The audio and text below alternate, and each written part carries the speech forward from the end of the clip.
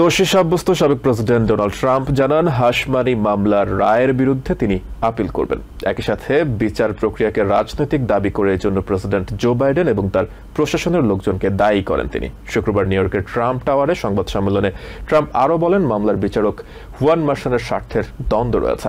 তিনি বলেন, বিচারক তার ওপর গ্যাগ অর্ডার দিলেও জনগণের মুখ বন্ধ থাকবে না।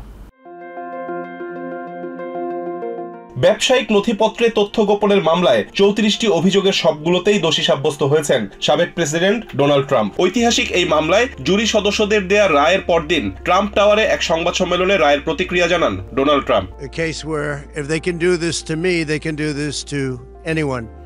সাবেক প্রেসিডেন্ট বলেন, তার বিরুদ্ধে যেহেতু এই ধরনের অন্যায় পদক্ষেপ নেওয়া হয়েছে, এর মানে হলো যে কারো বিরুদ্ধেই এই ধরনের অন্যায় করা সম্ভব। মামলার প্রসিকিউটর থেকে শুরু করে বিচারক সবাইকে অসুস্থ, পক্ষপাত দুষ্ট এবং খারাপ লোক বলে মন্তব্য করেছেন তিনি।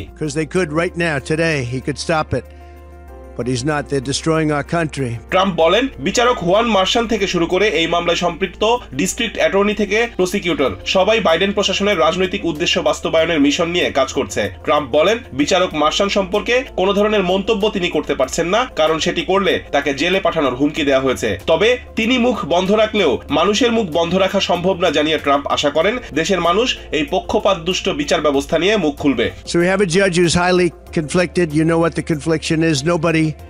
Nobody wants to write about it. Trump দাবি করেন, তার বিরুদ্ধে এই মামলা সম্পূর্ণ রাজনৈতিক উদ্দেশ্যে করা হয়েছে, যার নেপথ্যের কুশীলব হলো বাইডেন প্রশাসনের লোকজন। The White House and the DOJ, just so you understand, this is all done by Biden and his people. হাশমানি মামলার পুরো বিচার প্রক্রিয়াকে খুবই অন্যায় বলে মন্তব্য করে ট্রাম্প বলেন, দেখতে সুন্দর মানুষ হলেও বিচারক হুয়ান মার্শান আসলে একজন শয়তান। As far as the trial itself, it was very unfair.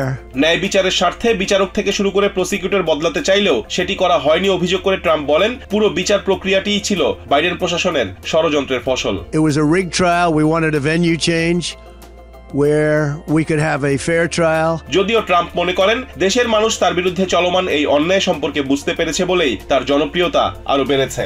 I just see a poll just came out, the Daily Mail. That was the first one came out. Rizwan Kader, TVN 24 news desk. New York থেকে সম্প্রচারিত TVN 24 television বিশ্বজুড়ে বাঙালির কণ্ঠস্বর।